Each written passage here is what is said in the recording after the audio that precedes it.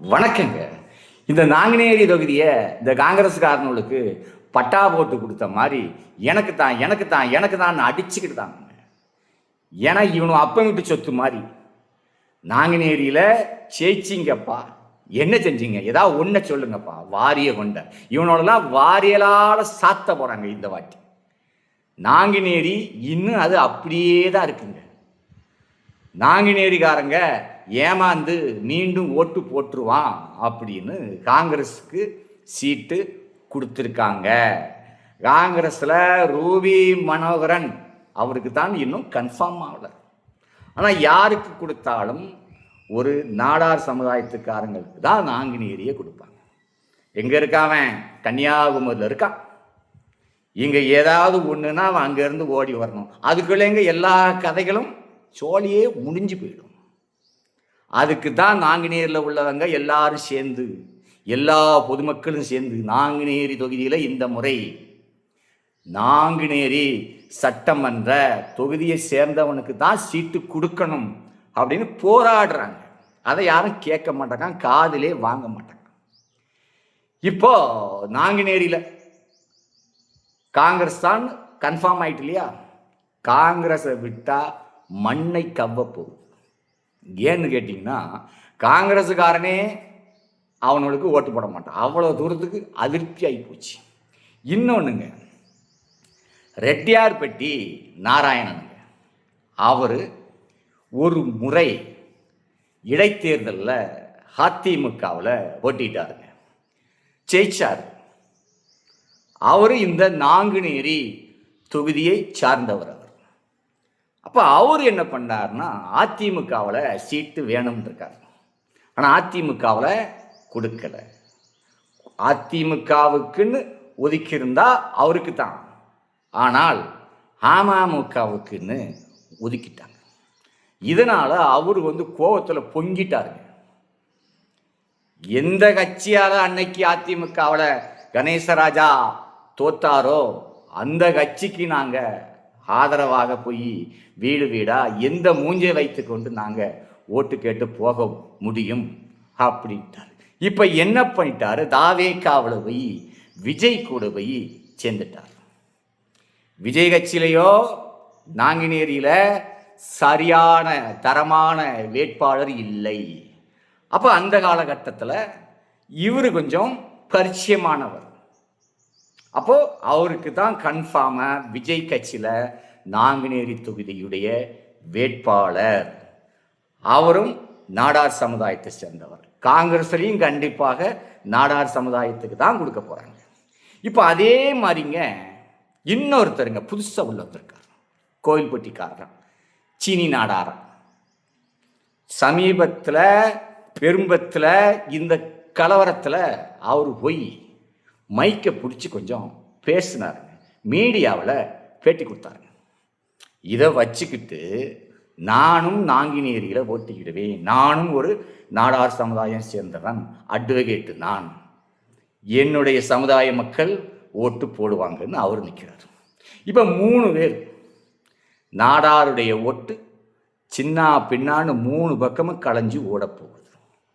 4வது இப்போ என்னன்னு கேட்டிங்கன்னா, அமமுக இசைக்கு முத்து தேவர் சமுதாயத்தை சேர்ந்தவர். அமமுகவில் அவரை நாங்குநேரி தொகுதியில் போட்டி அடிச்சிருக்காங்க.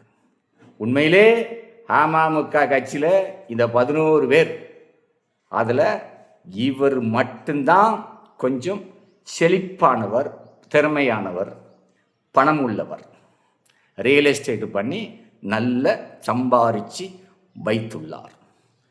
அவர் போட்டியிட்டார். ஆனால் இதே இது சின்னம்மாவும் அமமுகவும் கூட்டணியாக இருந்தாங்கன்னு ஒன்றா இருந்தாங்கன்னு வச்சுக்கிடுங்களேன், இந்த வாட்டி நாங்குநேரியில் இசைக்கு முத்து கண்டிப்பாக ஜெயிக்கிறார் 100%. அதில் எந்த விதமான மாற்றம் இருக்குது. அது காரணம் என்னன்னு கேட்டிங்கன்னா, தேவமார கண்டிப்பாக நாங்குநேரியில் ஜெயிக்க வைக்க வேண்டும் அப்படின்னு எல்லாருக்கும் ஒரு ஆசை இருக்குது. தேவமாருக்கு ஃபுல்லாக தான், முழுசாக எல்லாருக்கும் எண்ணங்கள், முழு எண்ணங்கள் ஃபுல்லாக தான் இந்த முறை நாடாரை ஜெயிக்க வைக்கக்கூடாது அப்படிங்கிறது ஆசையில் எல்லாரும் இருக்கிறாங்க. ஸோ அப்படி இருக்கும்போது இந்த அமமுக எவ்வளவு ஓட்டு வாங்குன்னு சொல்லி பார்த்தீங்கன்னா, நாடார் சமுதாயத்து மக்கள் கண்டிப்பாக ஓட்டு போடாது. அந்த 3 பேரில் யாருக்காவது ஒருத்தனுக்கு தான் போடுவோம். அதே மாதிரி அதிமுகன்னு ஒன்று இருக்கு இல்லையா, அதிமுக கட்சி அமமுகவுக்கு கொடுத்ததால அதிருப்தியாக இருக்கு. சத்தியமாக போட மாட்டான். அப்போ அவருக்கு போட்டால் யார் போடணும்? கட்சிக்காரனும் போட மாட்டான். அமமுகக்குன்னு அங்கே ஆள் இல்லை, அமமுக கட்சிக்குன்னு அங்கே ஓட்டு இல்லை. அப்போ போட்டால் யார் போடணும்? தேவமாறு தான். 45% தேவமாறு ஓட்டு. இந்த தேவமாறு ஓட்டில் ஒரு முக்கால்வாசி ஓட்டு இசக்கி முத்துக்கு போட்டுட்டா கண்டிப்பாக இசக்கி முத்து தான் நாங்குநேரி சட்டமன்றத்தில் ஜெயிக்க போகிறார். ஆனால் அங்கே என்ன ஆகுதுன்னா, அவருக்கும் அதிருப்தி. எல்லாருமே தேவர் சமுதாயத்து மக்கள் எல்லாருமே சின்னம்மாவுக்கு துரோகம் செய்து விட்டார்களே அப்படி என்று ஏற்கனவே எடப்பாடி பழனிசாமிக்கு ஓட்டு போட மாட்டாங்க. அதிமுக குத்தவே மாட்டாங்க. ஸோ இப்போ அதே மாதிரி இருந்தான் அமமுக போட மாட்டான். ஆனால் தேவமாருடைய எண்ணங்கள் என்ன இருக்குன்னு கேட்டிங்கன்னா, எடப்பாடி பழனிசாமி நமக்கு ஒரு எதிரி. டிடிவி தினகரன் அவரும் சின்னம்மாவுடைய எதிரியாகி விட்டார். சின்னம்மாவுக்கு எதிரினா எல்லாருக்கும் எதிரி தானே. ஆனால் இசக்கி முத்து நம்ம ஜாதிக்காரன் ஆச்சே, நம்ம இனத்தான் ஆச்சே, அவனுக்கு ஓட்டு போடலாம் அப்படி என்று எல்லாருக்கும் ஒரு பக்கம் ஒரு ஆசை, சின்ன ஒரு ஆசை இருக்கு. ஏன்னா நான் எல்லா ஊருக்கும் போனேன் இல்லையா, நாங்குநேரி தொகுதியில் மேக்சிமம் தேவமாறு ஊருக்கு எல்லா ஊருக்கும் போயிட்டேன். அப்போ எல்லாருடைய மனசுலேயும் ஒரு இது இருக்கு. 2 பேரும் சண்டை போட்டாங்களே, 2 பேரும் எப்படி ஒன்றா இருந்திருக்கலாமே, ஒன்றா இருந்திருந்தா இன்னைக்கு நாங்குநேரியை கைப்பற்றிருக்கலாமே அப்படி என்று தேவர் சமுதாயத்து மக்களுடைய எண்ணங்கள். நான் சொல்லுவது நாடார் சமுதாயம் பற்றியும் தேவர் சமுதாயம் பற்றியும் தான். வேற எந்த சமுதாய மக்கள் யாருக்கு போடுறாங்கன்னு என்னால் சரியாக கணிக்க முடியல. ஆனால் அமமுகனா அது ஒரு தேவமாறு கட்சி அப்படின்னு எல்லாரும் இதுலேயும் ஒரு அங்கீகாரம் இருக்கு, அதை பார்த்து செய்வாங்க. ஆனால் இப்போ நான் என்ன சொல்கிறேன்னா, சின்னம்மா கையில் தான் இப்போ எல்லாமே இருக்கு. இந்த 3 பேர் இருக்காங்க இல்லையா, இந்த 3 பேர்னா யார்? ஒருத்தர் விஜய் கட்சியில் போட்டியிடுறார், ஒருத்தர் காங்கிரஸ் கட்சியில் போட்டியிடுறார், ஒருத்தர் சுயேட்சையாக போட்டியிடுறார் சீனி நாடார். இந்த 3 பேருக்கும் என்ன ஆசை தெரியுமா? சின்னம்மா நாங்குநேரியில் ஆட்களை விட்டு போட்டியிட வேண்டும், தேவம்மாவுடைய ஓட்டுக்கள் எல்லாம் களையணும், அப்போதான் நாங்கள் ஜெயிக்க முடியும், அப்போதான் இந்த அமமுகவுடைய ஓட்டுகளை கலைப்பார்கள், அப்போதான் நாடாரில் நாங்கள் 3 பேரில் யாராவது ஒருத்தர் ஜெயிக்க முடியும் அப்படின்னு அவங்க எல்லாரும் சின்னம்மா வேட்பாளரை யாரை அறிவிக்கிறார்கள், ஸ்ட்ராங்கான ஆட்களாக அறிவிக்க வேண்டும் அப்படின்னு அவங்கெல்லாம் எண்ணிக்கொண்டிருக்காங்க. ஆனால் சின்னம்மா அவர்களோ இன்னும் இதுவரைக்கும் வேட்பாளர் யாரு அப்படி என்று நிறுத்தவில்லை. ஒரு சாதாரணமான வேட்பாளரை விட்டுவிட்டால் கண்டிப்பாக நாங்குநேரி தொகுதியில் மக்களின் எண்ணங்களும் மனங்களும் மாறும். ஏன் மாறும்னு கேட்டிங்கன்னா, சின்னம்மா கட்சிக்கு ஓட்டு போட்டால் ஜெயிக்க போகிறது இல்லை, அமமுகவும் ஜெயிக்க போகிறது இல்லை. அப்போது என்ன பண்ணணுவாங்க? ஜெயிக்கிற கட்சிக்கு தான் ஒரு சிலர் ஓட்டு போடணும்னு நினச்சிக்கிட்டு இருப்போம்.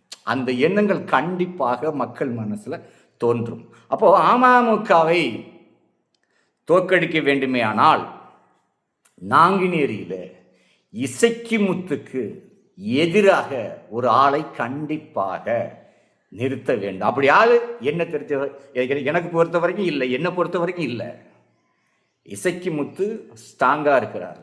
நான் எல்லா ஊர்களுக்கும் போனேன், அவரை பற்றி யாருமே ஒரு குறையே சொல்ல முடியாது. குறை சொல்றதெல்லாம் என்னன்னு கேட்டிங்கன்னா, அமமுக அதிமுக காரன் போட மாட்டான். இப்போ அமமுகன்னு அங்கே ஓட்டு இல்லை, இந்த தேவமாறு தான் போடணும். தேவமாறு எல்லாரும் என்ன நினைக்கிறாங்க? சின்னம்மாவுக்கு தான் போடணும். ஒரு தாய் ஒரு தாய்க்கு துரோகம் செய்து விட்டார்களே, முழுசாக அதிமுகவின் மீது ஒரு அதிருப்தியில் இருக்காங்க. அமமுகவுக்கு போட்டாலும் அதிமுகவுக்கு போட்டாலும் அதுவும் இதுவும் ஒன்று தானே. இப்போ என்ன, சின்னம்மா கையில் தான் இருக்கு. நாங்குநேரியுடைய ஞானப்பழம் சின்னம்மா கையில் இருக்கு. சின்னம்மா சரியான ஆளை கொண்டு விட்டுட்டாங்கன்னா ஜெயிக்கிறதுக்கு வாய்ப்பு கண்டிப்பாக இருக்கு. ஏன்னா இந்த ஓட்டு, ஜெயிக்கக்கூடிய ஓட்டு தேவமாறு கையில் இருக்கு. நாடார் சமுதாயத்து ஓட்டை விட்டு விடுங்கள்.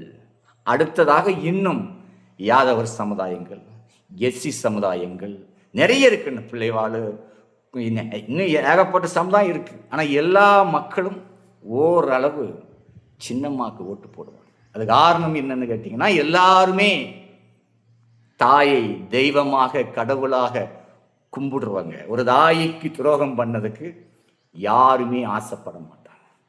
ஸோ இப்போ என்னன்னா, நாங்குநேரி அப்படிங்கிற ஞானப்பழம் சின்னம்மாவுடைய கையில் இருக்கு. நாங்குநேரியில் யாரை வேட்பாளராக தேர்ந்தெடுக்கிறாங்களோ அது அம்மா கையில் இருக்கு. தமிழ்நாட்டில் நீங்கள் எந்த தொகுதியில் யாரை விட்டாலும் சரி, அதை பற்றி இன்னும் யாருமே பேச மாட்டாங்க. தமிழ்நாட்டில் பரபரப்பாக பேசக்கூடிய தொகுதி 2 தொகுதி தான். நெல்லை தொகுதி 1, நாங்குநேரி தொகுதி. 2 தொகுதியிலையுமே சரியான ஆட்களை, வேட்பாளரை களம் காண வைப்பது நாங்குநேரியின் வெற்றியும் தோல்வியும் இன்றைக்கு சின்னம்மாவின் கையில் இருக்கு. உடனுக்குடன் உங்களுக்கு நியூஸ்களை கொடுத்து கொண்டே இருப்பேன். நம்முடைய சேனலை சப்ஸ்கிரைப் செய்யாதவர்கள் சப்ஸ்கிரைப் செய்து வைத்துக் கொள்ளுங்கள். நன்றி, வணக்கம்.